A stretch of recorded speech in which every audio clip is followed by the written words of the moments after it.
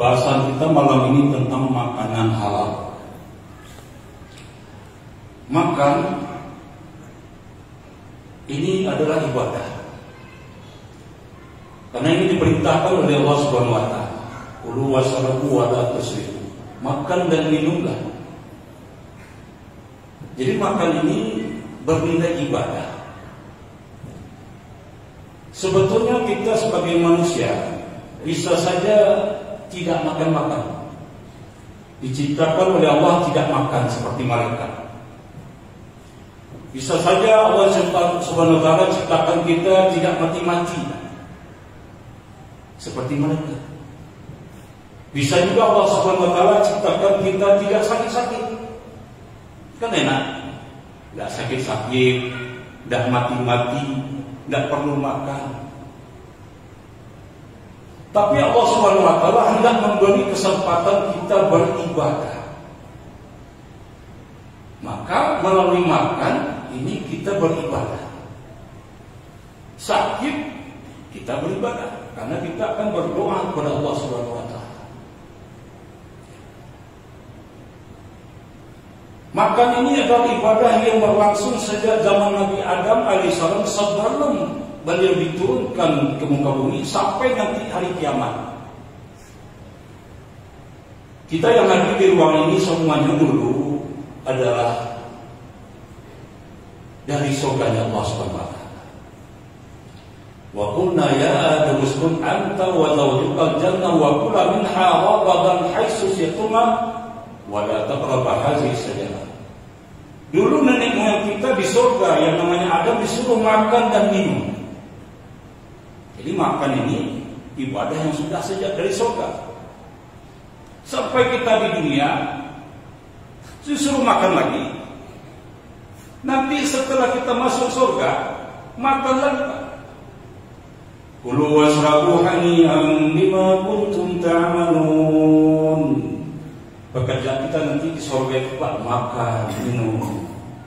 Tidak ada lagi sakit-sakit, tidak ada lagi susah, dan tidak ada lagi ibadah, tidak ada lagi sholat, tidak ada lagi zakat, tidak ada lagi haji. Ibadah diperintahkan ketika dulu kamu di dunia. Setelah nanti kamu masuk surga, tugas kalian hanya makan dan minum sepuas-puasnya.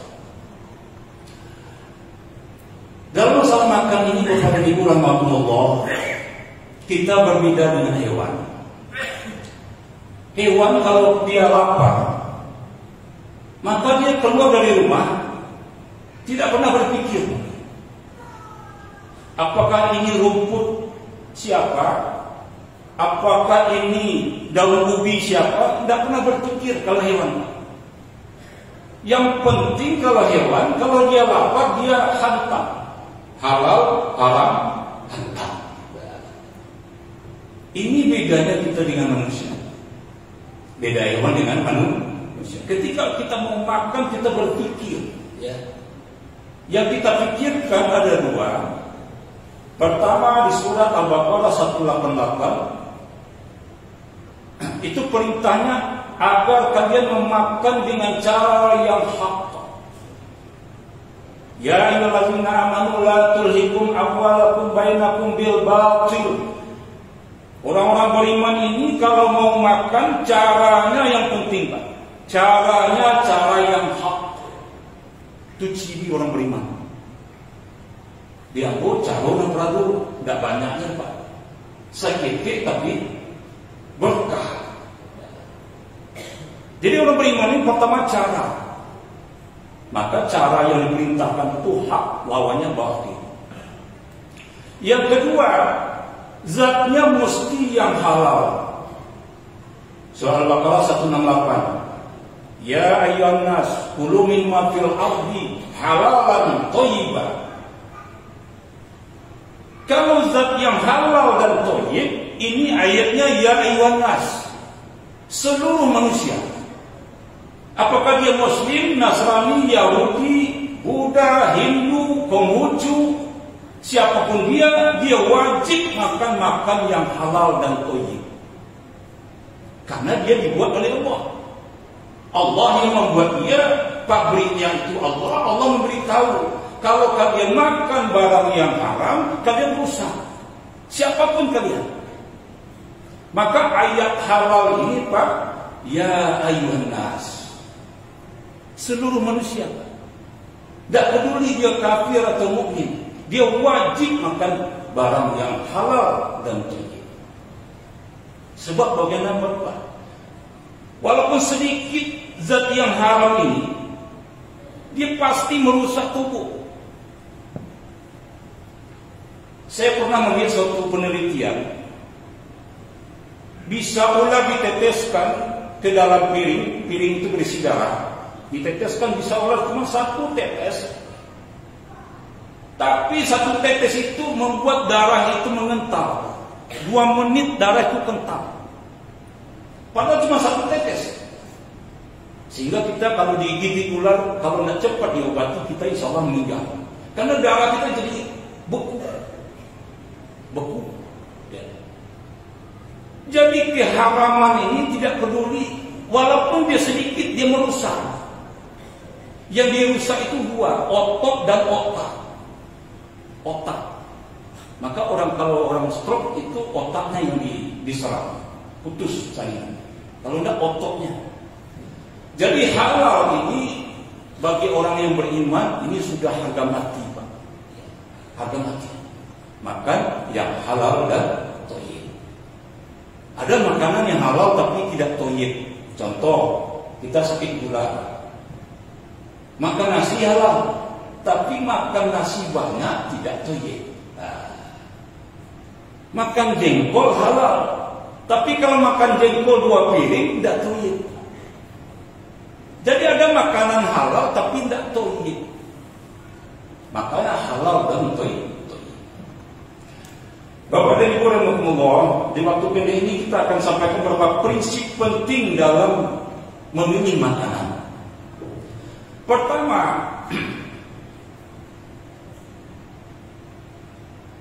dalam masalah makan, yang diingat itu larangannya. Dalam usul fikih dikatakan, idza harama al-aslu fil muamalah al-ibahah. Prinsip asli daripada muamalah termasuk makan ini adalah ibahah. Boleh apa saja kalian makan. Hatta dalul dalil tahrimuha, sampai ada dalil yang melarang. Ini yang pertama yang kita ingat. Seluruhnya boleh dimakan kecuali yang dilarang. Semuanya boleh kecuali yang dilarang. Allah katakan, "Wallazi khalaqa lakum ma fil ardi jami'a." Surah Baqarah ayat 29. Dia Allah yang menjadikan lakum bagi kalian semua yang di muka bumi untuk kalian. Jadi kalian makan apa saja. Yang penting yang diingat itu yang dilarang. Berlawanan dengan prinsip ibadah. Kalau beribadah yang kita ingat apa yang diperintah. Kalau tidak diperintah jangan dilakukan. Yang diingat perintahnya, tapi kalau makan yang diingat larangannya. Itu yang pertama. Jadi Al-Quran ini tidak mungkin dia tulis seluruh hal, maka yang ditulis adalah yang dilarang. Begitu juga dalam hadis yang dilarang, dia tulis yang dilarang. Prinsip yang kedua, kalau sesuatu itu baik maka dia halal, kalau dia itu buruk maka dia haram. Ya, di surah Al-A'raf, ya, surah Al-A'raf 157, Allah Subhanahu wa taala mengatakan, "Wa yuhillu lahumut thayyibat." Allah menghalalkan yang baik-baik. Pokoknya kalau dia baik itu halal. Sebaliknya Allah haramkan yang buruk-buruk. Khaba'is. Asalkan dia buruk itu haram. Dia mudah, Pak, mengingatnya. Kalau dia buruk, haram. Kalau dia baik, halal. Sangat mudah, ya. Allah mengingatkan kita mana yang baik, mana yang buruk. Ya. Prinsip berikutnya, apabila barangnya haram, maka haram pula jual belinya. Innallaha Wa innallaha idza harrama akala syai'an, apabila Allah mengharamkan memakan syai'an suatu, maka haram pula jual belinya. Contoh, makan anjing haram, maka jual beli anjing haram. Makan ular haram, jual beli ular haram. Makan tikus bertaring haram, jual beli tikus haram. Makan kucing haram, jual beli kucing haram. Yang boleh jual makanan kucing, ya, jual makanan kucing. Sebab ini Rasulullah SAW sudah bersabda khusus untuk anjing dan kucingnya, ada hadisnya, ya. Nah, Rasulullah SAW menjual beli anjing dan kucing. Jadi kalau dia haram jual dimakan, haramlah jual belinya. Bir yang memabukkan haram, menjual bir haram. Tukang bawa bir haram, tukang hidangkan bir haram, satpam di tempat bir haram. Semua yang terkait dengan barang yang haram dia menjadi haram. Begitu hukumnya. Jadi kalau dia barangnya haram, haram pula jual belinya. Ikat pinggang dari kulit babi haram. Membeli kulit babi lebih haram lagi. Dalam mazhab Syafi'i, ikat pinggang dari kulit buaya tetap haram, karena zatnya itu haram. Zatnya haram. Jadi zatnya haram, walaupun dia sama, dia tetap haram. Kecuali bangkai yang halal, bangkai sapi, bangkai kambing, ini tetap halal kalau dia sama. Ini penting saya ulang-ulang kepada Bapak dan Ibu di bulan Ramadan yang ini. Kemudian barang yang haram tidak ada obat padanya. Setiap barang haram tidak ada obat. Kata Nabi SAW, Innallaha anzala da'a wa anzala dawa. Setiap Allah turunkan penyakit, Allah turunkan obat. Fatadawu, maka berobatlah. Jadi berobat ini ibadah karena diperintah. Oh, saya kan rambu, badan saya kuat, saya tidak perlu ibadah, menentang perintah. Siapapun anda wajib berobat karena itu perintah. Fala tadadawu bil haram, tapi tidak boleh berobat dengan barang yang haram, karena tidak ada obat pada barang yang haram. Contoh, air kencing haram atau halal? Haram. Karena hari ini orang mulai mengkampanyekan minumlah air kencing karena itu mengandung obat. Tidak ada obat pada barang yang haram. Tidak ada obat pada air haram, kecuali kencing onta. Nah, kecuali kencing onta. Ya, ini karena Rasulullah SAW yang menyampaikan semuanya haram. Ya. Jadi kalau barang haram tidak ada obat padanya. Ya. Ibu-ibu dikatakan untuk sakit rematik kita oleskan minuman keras, TKW, brandy, apalagi. Tidak ada obat pada barang yang haram. Ya, yang ada itu najis. Kemudian prinsip berikutnya yang penting, makanan haram merusak keturunan. Seorang laki-laki berdoa, ya Allah, ya Allah, ya Allah. Kata Nabi, bagaimana doanya akan terkabul? Wa mat'amuhu haram, dia beri makan barang yang haram. Wa malbasuhu haram, pakaiannya dari barang yang haram. Wa masrabuhu haram, yang diminumnya barang yang haram. Wa udhiya bil haram, dibesarkan dari harta yang haram. Bagaimana doa akan terkabul sidang doa? Jadi haram atau haram ini menolak doa.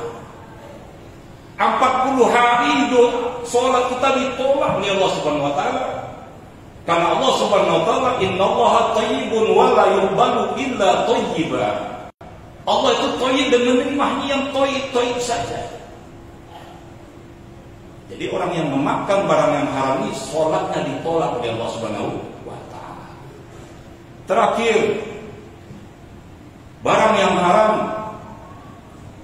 sebaliknya barang yang halal lawannya memberikan keturunan yang baik. Bapak dan Ibu rahimakumullah, ada seorang ulama besar namanya Abu Hanifah. Nama aslinya Nu'man, bapaknya Sabit, kakeknya Zuto. Kakeknya Zuto ini suatu kali beliau ini berjalan di pinggir sungai. Tiba-tiba dia merasa haus.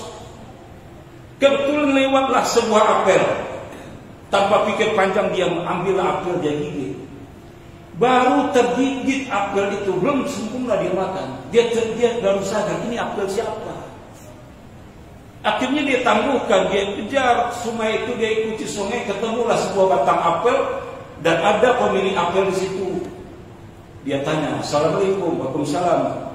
Saya terlanjur memakan buah apel yang saya duga ini punya tuan." "Oh iya," kata pemilik apel, "saya meminta maaf." Terpesona orang tukang yang punya apel ini, Pak. Ada orang makan apel cuma Pak, dia minta ampun. Ini orang langka sekali, Pak. Orang hari ini 2 jutaan apel dia makan, Pak. 2 triliun dia makan, tak pernah dia minta ampun. Jadi yang pemilik apel ini terpesona. "Saya minta maaf pun, tidak bisa. Engkau harus dihukum," kata pemilik apel. "Sang pemuda ini karena sudah merasa bersalah, baiklah. Engkau dihukum bekerja sini 4 tahun. Masya Allah. 1 buah apel saja Pak, hukumannya sampai tahun, Pak. Tapi karena dia ingin tobat, iyalah saya terima bekerja 4 tahun di kebun itu. Setelah 4 tahun, Pak, hukuman saya sudah selesai, saya minta bebas." Kata pemilik apel, "Wah, belum bisa. Hukuman ditambah." "Oh, hukuman ditambah. Apa itu, Pak?" "Engkau harus mau menikah dengan putri anak saya, dengan putri saya." Waduh, ya. Baiklah Pak, tapi tahu enggak, putri saya itu tangannya buntung, kakinya buntung, dia itu bisu, dia itu buta. Bagaimana Pak? Kalau dia datang pada pemuda sekarang, kira-kira gimana itu Pak? "Oh, tidak lupa yang mana Pak." Tapi karena pemuda ingin tobat, ya Pak, baik saya terima. Akhirnya pada hari H dipertemukanlah laki-laki ini dengan calon perempuan, calon wanita, calon istrinya. Maka dia masuk, tok tok tok, "Assalamualaikum." Rupanya dijawab oleh putri itu, "Waalaikumsalam." Rupanya tidak bisu dia. Rupanya dia menjawab, berarti dia tidak bisu. Dia melihat, ternyata dia tidak buta. Lalu lama kemudian dia tanya sama mertuanya, "Pak, kata bapak tadi putri bapak buta, putri bapak bisu, putri bapak tidak punya tangan, putri bapak tidak punya kaki." "Betul, anak saya itu memang matanya tidak pernah digunakan untuk maksiat. Seluruh organnya tidak pernah digunakan untuk maksiat. Mulutnya tidak pernah digunakan untuk maksiat, tangannya tidak pernah menggambar maksiat, kakinya pun tidak pernah diangkatkan untuk maksiat." Oh begitu. Akhirnya dinikahkanlah Zuto dengan perempuan tadi. Itulah yang melahirkan anaknya Sabit. Sabit melahirkan Nu'man. Nu'man itulah Abu Hanifah. Abu Hanifah, imam mazhab, hafal 30 juz Al-Quran, melahirkan keturunan-keturunan soleh. Jadi kalau kita hendak melahirkan anak-anak yang soleh dan solehah, alim alimah, mujahid dan mujahidah, dai dan daiyah, wajib memberi anak istri kita, masuk kita sendiri, makanan yang halal dan thayyib. Fatabiru ya ulil absar la'allakum turhamun. Subhanakallahumma wa bihamdika asyhadu an la ilaha illa anta astaghfiruka wa atubu ilaik. Assalamualaikum warahmatullahi wabarakatuh.